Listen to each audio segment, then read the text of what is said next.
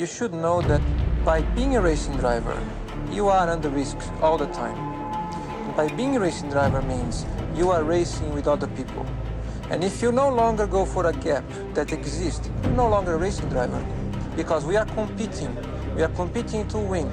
And the main motivation to all of us is to compete for a victory.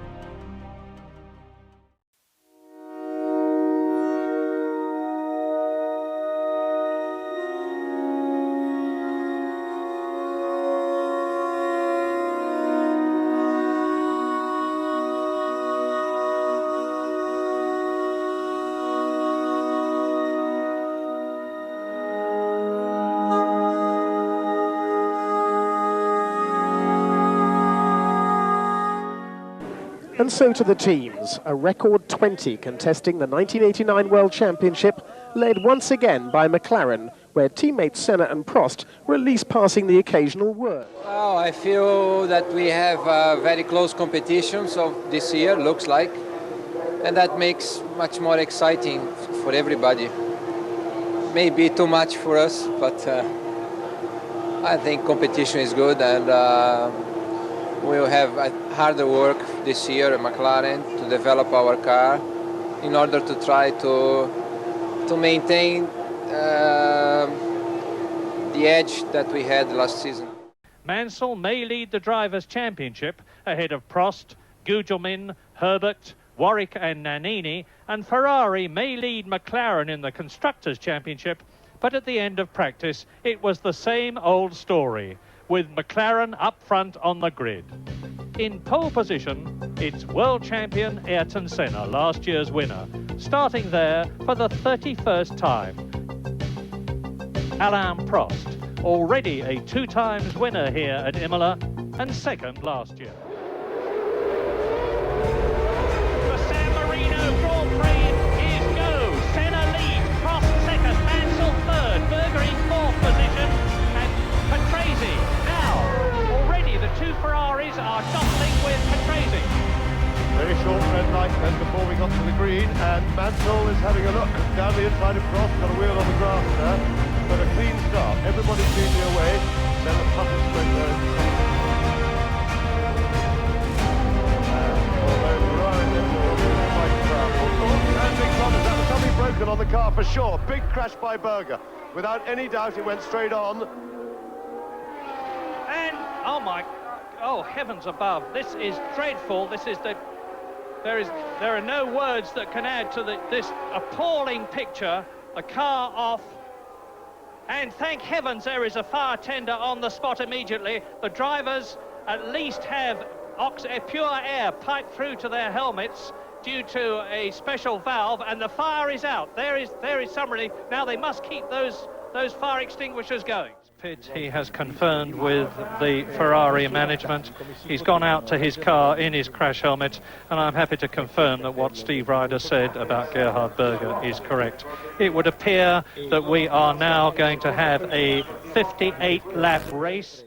For the second time, go! Prost leads away, Senna second, Patrese up to third, Mansell momentarily back, now into 5th position because the Benetton has gone forward and Derek Warwick is well up. And that is very significant for the in-house McLaren race, that Prost made a fabulous start, but Senna is attacking and he's got the inside line for the corner. And Senna outbreaks Prost at the end of the drag away from the start.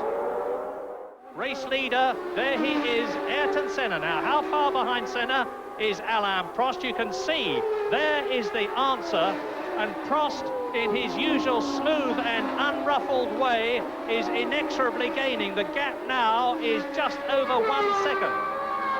Yes, over the last 3 laps, Prost has been the quickest car on the circuit, and he's caught pretty much right up with Senna. There you see the fastest lap of the race so far. Credited to Alain Prost. And Prost is climbing up onto the gearbox very shortly of Ayrton Senna's McLaren Honda. And this is certainly confirmation of the fact that Alain Prost, 35 times a Grand Prix winner in this Grand Prix, has lost absolutely none of his motivation. And this is his 137th Grand Prix. Into the Aqua Minerale and out. The two McLaren Hondas, Senna leads, Prost second. Yes, I certainly confirm that. Prost is really a different animal to the one he was this time a year ago. His motivation is now as strong, if not stronger than ever, and believe you me, he feels that he can beat Senna for the championship this year, and he's going to do everything he possibly can to do it. Second lead on aggregate, he will be getting his pit signals and radio signals. Oh, Prost spins out! Alain Prost spins right out. Now, this is going to blow things wide open, but he manages to keep motoring. He had some momentum, kept the car going on the grass, and that was a masterly bit of thinking. It's a very rare mistake. We don't often see Prosty spinning like... The checkered flag is readied, and Ayrton Senna comes out of the last corner, crosses the line, raises his hand laconically, and there is the checkered flag. Yes, once again, all too easy for McLarens, but a good battle between the two McLaren drivers until what we think appeared to be brake problems for Alain Prost, at which point he abdicated from the battle, settled for second place. On the rostrum, however, all was not well. The Cold War had restarted. Prost was livid with Senna for having broken that agreement that the pair had over the first corner. Whoever led would not be overtaken by second man. Senna's overtaking manoeuvre clearly knocked that agreement. The whole story. I was very angry because we had an agreement with Ayrton. We had this kind of agreement very often with Nicky and KK and a lot of drivers in the team. And we had also this kind of agreement many times last year, saying that the one we would take the best start won't be attacked by the teammate before the first corner. And we arranged something that, I mean, the one leading could stay on the right and take the best line. And I was very upset because Ayrton overtook me, and I could not believe, you know, I was on the right side and I could not believe. And I think it makes the race very difficult for me because I did a very good start and we were very close on performance, and the one leading the race at the first corner had a big chance to win. And I was, and I proved of the time in the race, I was a little bit quicker than him, but it was very difficult to stay behind and to overtake. But more than that, it's a human side of the problem. It makes me very angry because I've always been very honest with my teammates. I've done everything I could for the team, and I look like, I don't know the name, but I felt very bad. Alain Prost was just one of the spinners on this slippery circuit. Later, he would damage a monocoque for the first time since he joined McLaren. Weidler, Modena, Warwick, Alio, Cheever and Moreno also damaged their cars. Heading his teammate, however, was Ayrton Senna, who claimed the 34th pole position of his career, which beat the previous record held by the late Jim Clark. How did Ayrton feel about this feat? Naturally, of course, it's not every day that you can beat Jimmy Clark record that was there for over 20 years.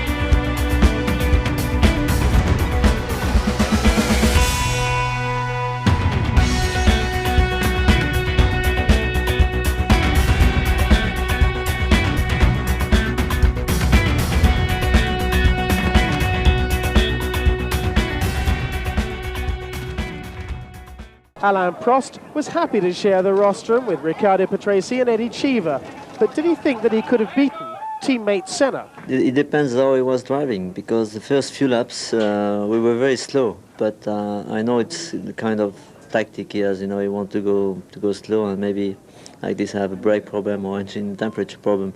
But then I had to go back anyway. I had to lift back because my engine was too hot. I had about 118 degrees on water temperature and 135 on oil. It was too much, and I lost a little bit of power. Then I went back, and then the engine started to run okay. It was quite easy, but I chose hard tires. He had chosen the soft tires, and I think maybe at the second part of the race, the handling of my car was better and better as soon as the track started to be quicker. So I don't know what can happen, but I was quite good, much better than I was last week in Mexico.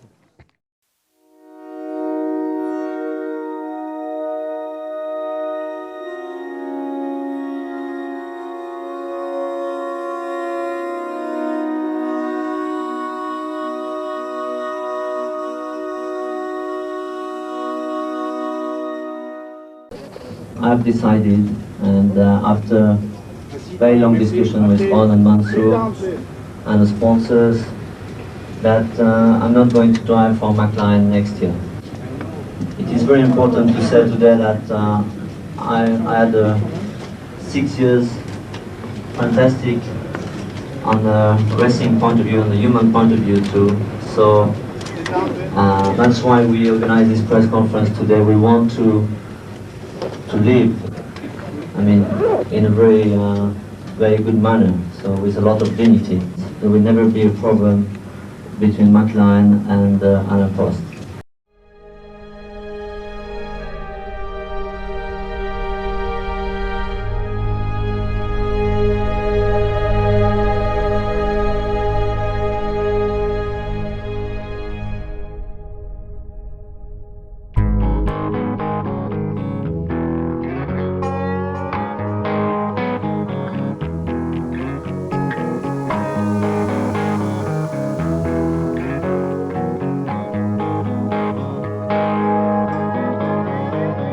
Last night I had a real bad dream, baby left me.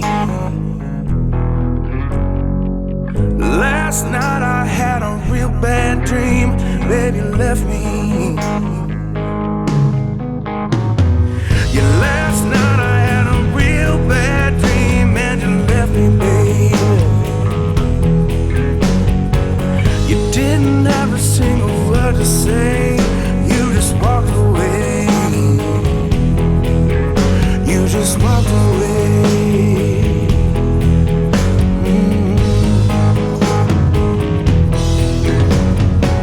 Sit around waiting for the sun, fall asleep and let the nightmare come. Fog rolls in, it's gonna block the sun. I got enough hell for everyone, everyone.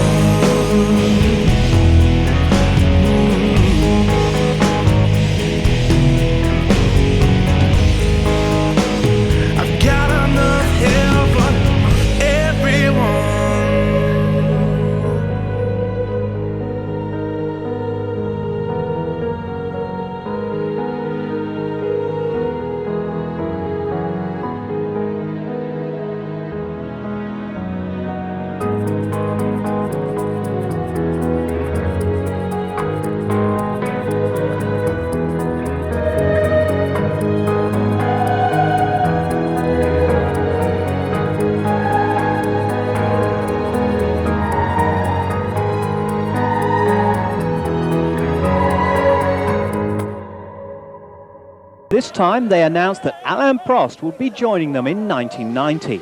But was it Prost's only option? That's for sure the best choice, and that was the only choice except Williams and Renault. But it was very different objective, different feeling. I think it's the only choice I had ready to leave McLaren. What reaction did you hope for from McLaren? It's difficult to tell. because you never know the reaction of the people. The reaction, I think, I expect the same support, but I don't think it can be possible. So you and Nigel are going to constitute a pretty strong team, aren't you? Yeah, I hope it's strong. I hope it's nice. You know, I mean, I know it can be very nice with Nigel, no problem. Now let's come in with Nigel Mansell. Yeah, this was the point. Nigel Mansell about to commit a grave error, a large misdemeanor. He locked up there, missed his pit, and selected reverse before his pit crew could stop him.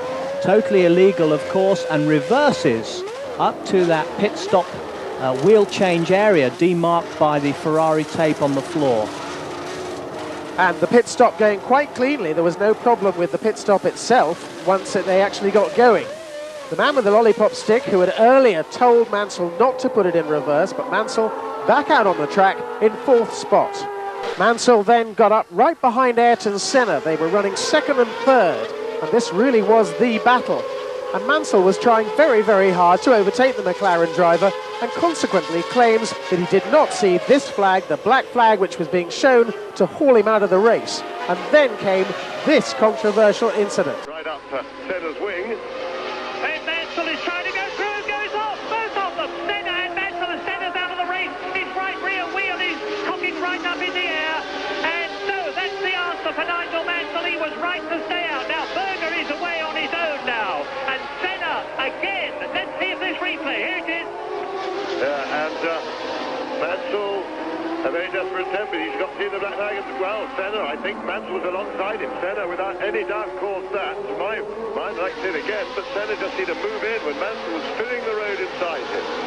That was quite clearly down Senna, and that may, I'm sure, that could well cost Senna the World Championship. I believe, first of all, having done the pit stop that he did, he knew he was out.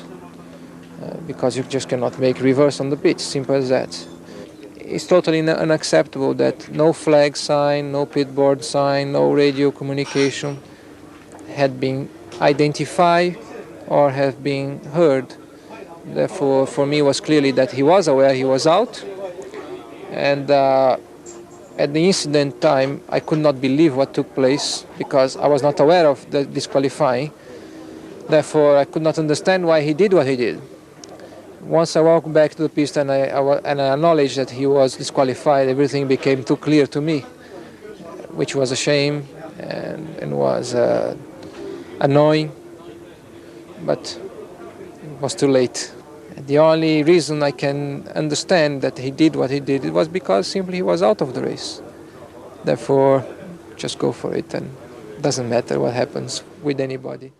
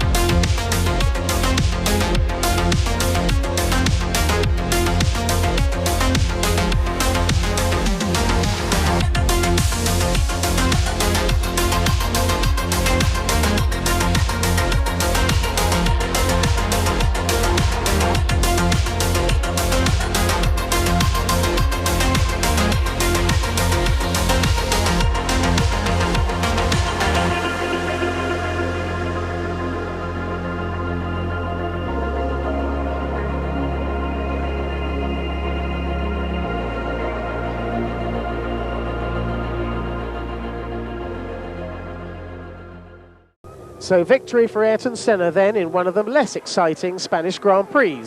Alain hung on to 4th place, Alain scored the first point for the Lola Lamborghini team. But this was really a potboiler of a result, one that kept everyone's chances alive. To win the series, however, Senna now had to win the next 2 races as well. How did he feel about this sort of pressure? Yeah, sure, Japan is going to be tough. It was tough last year and it can only be the same this year, and Australia too.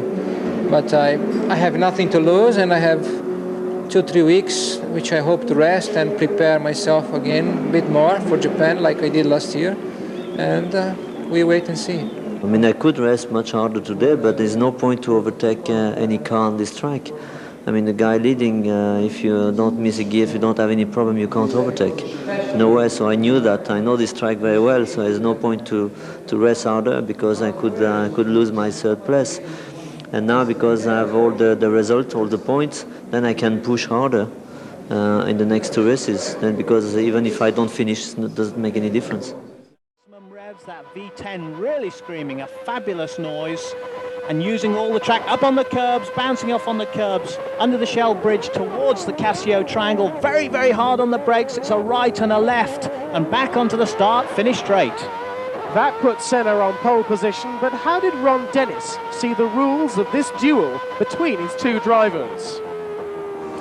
The most important thing, irrespective of the result, is to go away thinking that you've done the best you can, and at the moment things are going reasonably well, but I hope I have one of those rare smiles on my face this time tomorrow. Would you prefer the championship to be settled now so that pressure is off, or how do you feel about it?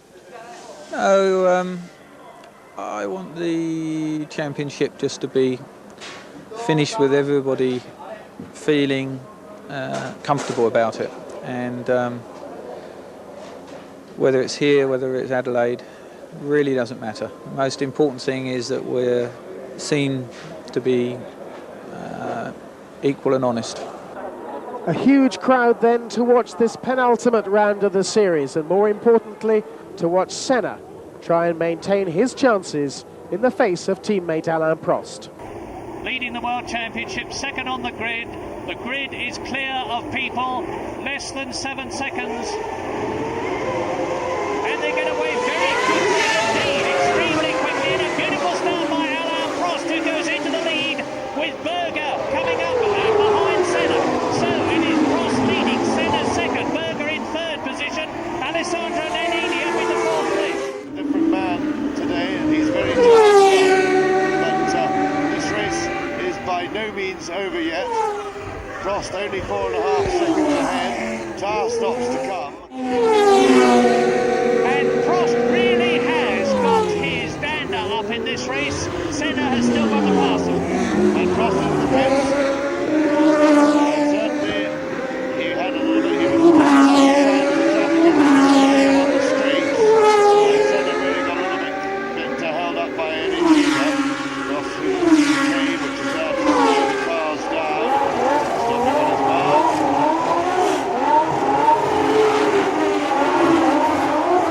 That's a very good stop indeed.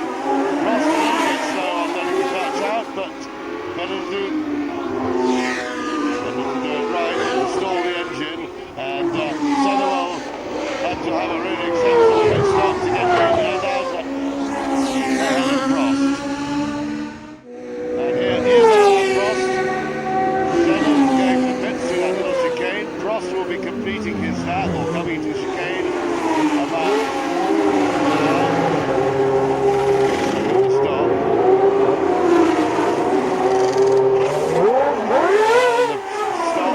Slightly slower than Prost. Prost went past just as they were dropping Senna's car off the jack. So Prost is going to have at least a 6 or 7 second lead.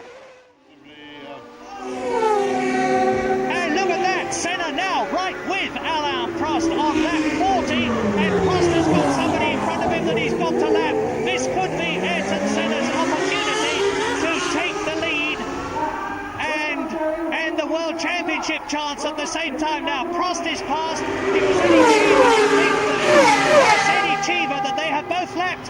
And now, for the first time, we see the two McLarens absolutely together. And you're looking at Alain Prost car ahead from the camera of Ayrton Senna's McLaren Honda on lap 41 in this 53-lap race. And now it's going to be really enthralling because Alain Prost can see the McLaren Honda of Senna big in his mirrors.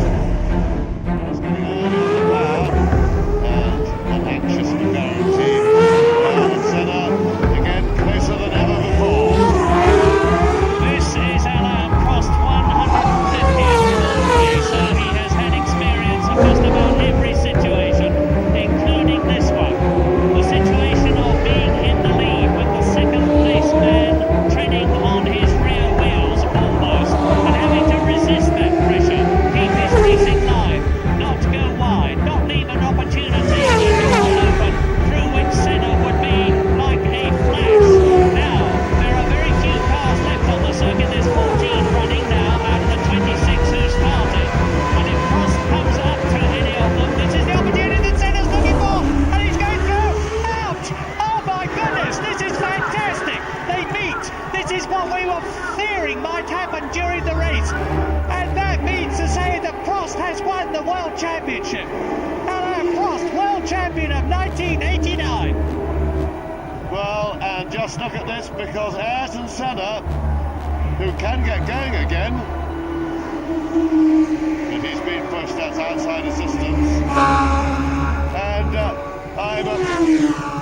And I'm afraid to say that that is all over for Ayrton Senna, and it was his own fault because of a slow corner.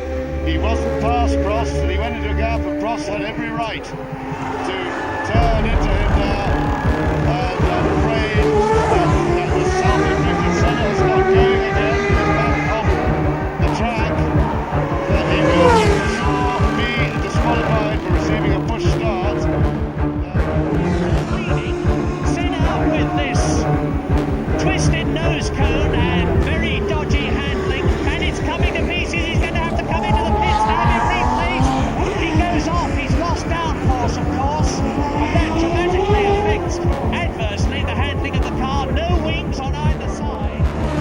Yes, indeed he will. And the question then will be, can Ayrton Senna, with this new nose cone, depending on what the position is, either regain the lead or retain the lead? Well, we're watching now for Nannini. Alessandro Nannini leads the Japanese Grand Prix as Ayrton Senna leaves the pit lane. And my guess is, and it's very much a guess, that Senna, in the mood that he's in now, on lap 48, will catch and pass lap 49. Can catch and pass Nannini, and then win the World Championship if he wins in Australia. He's going to try and go through into the lead, and this is lap 51, 2 laps to go, and the end of this one, each lap of 3 and through. Now, Nannini smokes up, Ayrton Senna leads, and the conclusion of lap 51 in this absolutely riveting Japanese Grand Prix with 2 laps to go, notwithstanding that he's gone into Prost and a new nose cone. Ayrton Senna then heading for the checkered flag, and of course victory here would keep his championship hopes alive. He of course was delighted, but the podium ceremony was delayed while the stewards deliberated as to whether he should be acclaimed a popular winner. They were unhappy about the incident with Prost, who had already made his feelings known, and also about the way in which Senna had rejoined down the escape road. Many had thought that Senna had done more than enough to win the race, to keep his championship hopes alive. But in actual fact, it was Alessandro Nannini who was acclaimed a first-time winner from the Williams boys. Senna was thrown out. This gave Alain Prost his 3rd World Championship, but he was somewhat guarded in his celebration. Is this the way he thought the World Championship would turn out? To be very honest, you know, I was absolutely sure that I'm going to win the race, and or an accident like this, because I knew that he wanted to win absolutely. And you know, the problem with Ayrton, he can't accept that. He can't accept not to win, and he can't accept that somebody resists by an overtaking maneuver. And a lot of times, if you remember last year and this year, I opened the door And if I did not open the door, we would have crashed like this. And I said before the race, if that happened, I don't open the door anymore. You know, and that happened. The stress was absolutely unbelievable this year, and I had my worst year in Formula One. And I learned a lot this year, especially on the human side. But I know that, like my friend Joe, I have a lot of friends still at McLaren. Maybe not everybody, but I'm quite happy also for my mechanics, for the team.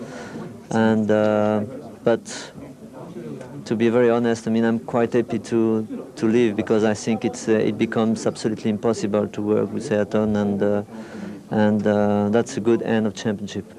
Ayrton Senna was devastated, pondering the future and all its aspects in his solitude. Ron Dennis, while congratulating one of his drivers on winning the World Championship, was then called upon by the other to present an appeal to the FIA in Paris later that same week. No one had ever won an appeal, and McLaren were no more successful than the rest. And FISA President Jean-Marie Balestre imposed a further 6-month suspended ban on Senna, plus a $100,000 fine. Senna had also done some soul-searching, as he explained at another press conference. So many things have gone through my mind. But as I said before, I am a professional, I have a responsibility, and I'm also a human being, and the values I have in my life are stronger than any other people's desire to influence those values and to destroy those values. I refuse to walk away from the fight. It's my nature to go right to the end, and that's what I'm going to do.